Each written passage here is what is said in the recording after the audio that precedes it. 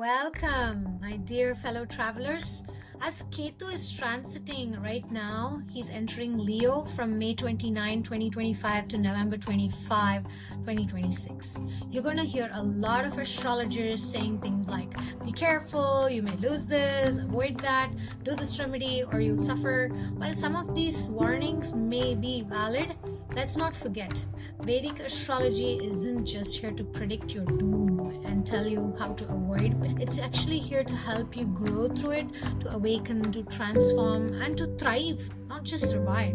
So Ketu transits are not just about detachment and loss, they are about removing illusions that your soul can finally breathe. So yes, change is coming. And what if this is not a punishment? What if this is an invitation to shed the false self and finally come home to who you really are? That is the purpose of Jyotish, the light that illuminates the truth, not fear. So in this video, we're not just going to talk about what might happen. We're going to explore how to use this energy, this transit for Anartha Nivritti, to purifying your inner self, inner work, so that your soul lives aligned with clarity, with courage, maybe a tinge of little salt and humor. So Leo is the throne of the sun, confidence, leadership, creativity, visibility. Yes. So Ketu is about royal court. He's in the mystical blindfold. He doesn't want your crown. He wants your liberation. This is not about status. It's about substance. In today's world, everything is about that 15 seconds of fame, the algorithm, anxiety, look at me culture.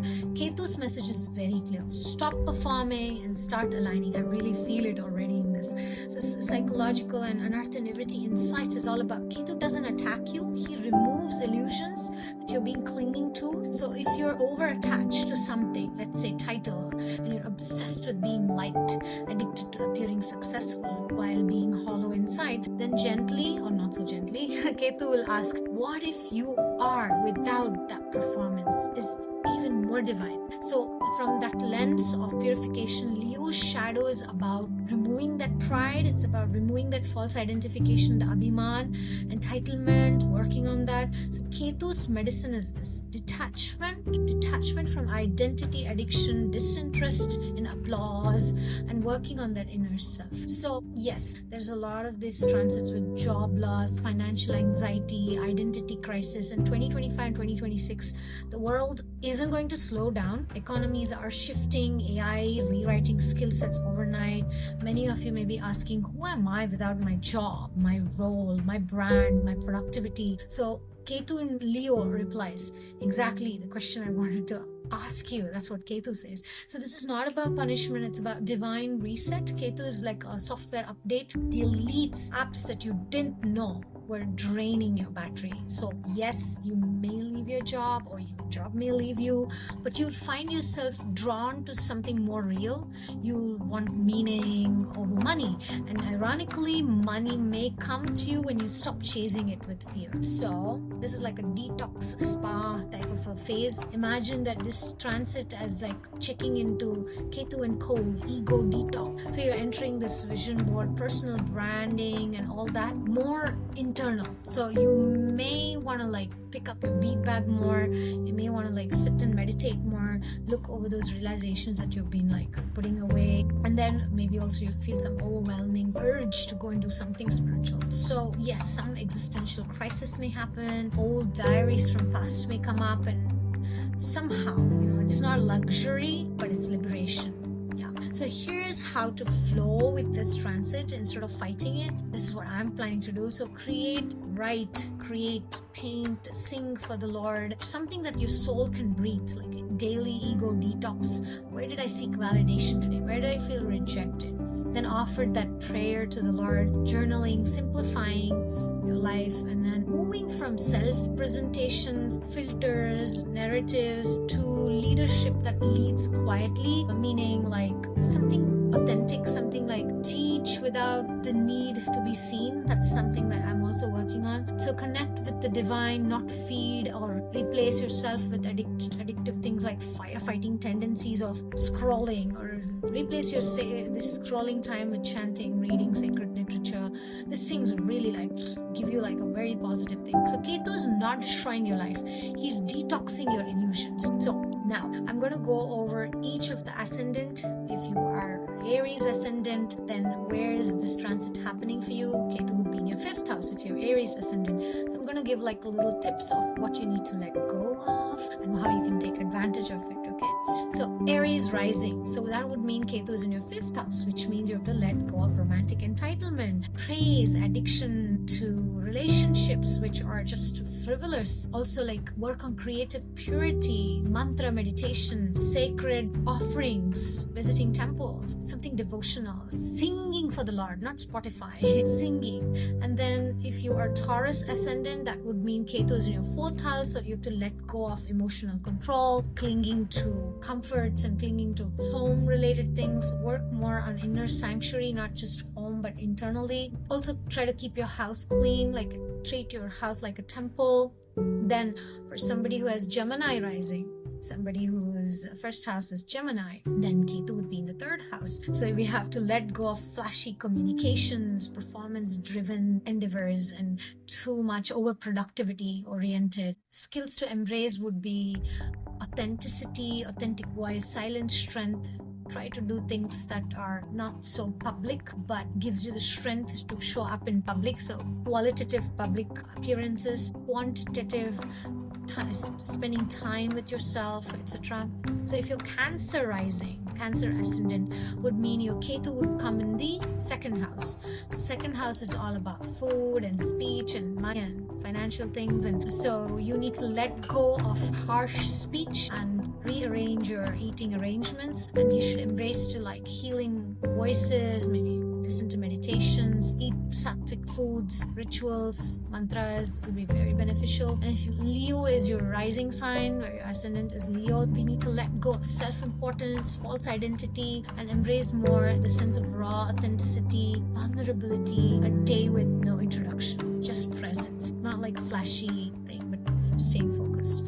And then if Virgo is your rising sign, which means Virgo is your 1st house, then Ketu would be in the 12th house for you. So that we need to let go of spiritual over-intellectualizing and develop a sense of more dream, in the sense of dreaming wisdom and meditation, journaling, things that are softer. And then for a Libra rising, so Libra rising would be Ketu would be in the 11th house.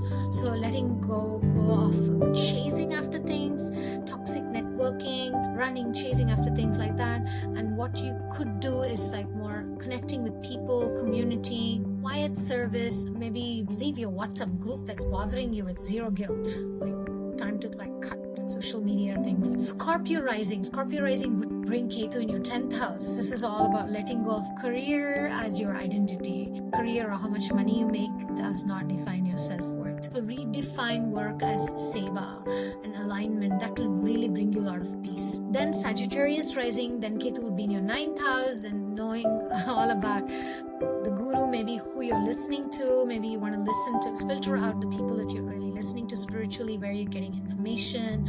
And also there may be some spiritual arrogance, thinking I don't need these things, I don't need the association of somebody, that you need to like kind of let go of that to really help you. And sit with environments where like go and sit in a temple room, like as if it's your first time, now in the mood of that curiosity, that will really like be beneficial. Then Capricorn rising, Ketu in the 8th house is all about letting go of control, secrecy. Do the step work of 4th step, 5th step, confessing to Krishna, confessing to the Lord about your weaknesses and talking with somebody about it, facing your fears, even facing certain aspects maybe of death or abandonment issues, like do some shadow work, as they say, surrendering, like that, emotional awareness, even connecting with your ancestors or gurus and parampara, like that. Then Aquarius rising, that would bring your Ketu in the 7th house. It's all about letting go of relationships that are not serving your purpose, ego relationships where somewhere you're using people, or maybe where you're being used. It's time to say bye-bye. And if you don't, then lessons may come in a harder way. So what is good is to put God in the center of relationships, sacred solitude before being rejected or abandoned. Take a break, meditate on the purpose of that relationship, focus more on your capacity for relationships rather than your compatibility or who you are with. And if you're Pisces rising, if you're Pisces ascendant, Ketu will come in the 6th house, and 6th house is all about letting go of this mentality of being victim, martyrdom and that kind of mentality, coming in the more mood of taking responsibility, turning your chores into devotion, becoming disciplined for the sake of upliftment, not like an obligation. The deeper message here is this: Ketu doesn't give what the ego wants. He gives what the soul has been silently praying for. So you may lose followers, but gain freedom. You may lose structure, but you may discover surrender. You may lose certainty, but you may find trust. So this is your ego's funeral and your soul's rebirth. So don't resist it, honor it. Ask yourself, what illusion am I willing to lose in order to be real? Things that can really help you is Vishnu Sahasranam. Listening to Vishnu Sahasranam every day really gives that planetary strength. Giving donations to temples, priests, spiritual causes, people who are detached, and working on like journaling and things, connecting with great personalities, acharyas or your ancestors. That's also very good. Ketu's path is not very straight line, okay? It's a spiral, but you don't have to walk it alone. If you're navigating career, relationships, or even anything spiritual, and if you want to know more, you can of course book a one-on-one session and we can go deep into what exactly this transit is going to do for you. But in general, just keep an open mind to let go of those things that you're trying to let it define you. Don't become attached to them. And if you feel unworthy of healthy love, now is the time to like stop sabotaging yourself. And if you feel chronically disappointed in others or idealize them too quickly, then you need to fix that relationship or give yourself the identity that you actually need. So I really find these transits to be very helpful. It's like a really reset button on those areas so that we don't keep repeating these patterns lifetime after lifetime. We don't have to keep coming back again and again with the same lessons. So focus beyond like what's right now in front of me. Oh, what's going to happen to this? This may actually give you a possibility to start your own YouTube channel or your own business or something. So don't see some loss as harmful thing. See that as a great window of opportunity to start something new, something fresh. A lot of things are going to happen in the world. The next 2 years are crazy. Some people are predicting like a pandemic, financial crisis, so many things. So do not depend on these things to give you that peace. Be ready for the shift early so that you're not frustrated, you're not like running on nervous energy. Focus on the important things and looking at your own charts. See where your ascendant is placed, where that Ketu is happening. So you focus on those areas of your life consciously, things will be easier. So don't be afraid of maybe relocation, going back to your country, helping your kids to have a different career choice, whatever it is. So yeah, a lot of devotees ask me, a lot of people ask me for help. I do not have the time to spend one-on-one time, so I'm making this video so you could find some help to generally prepare for this phase so you can take advantage of it. I hope you learned something through this video, and thank you very much for watching. Hare Krishna.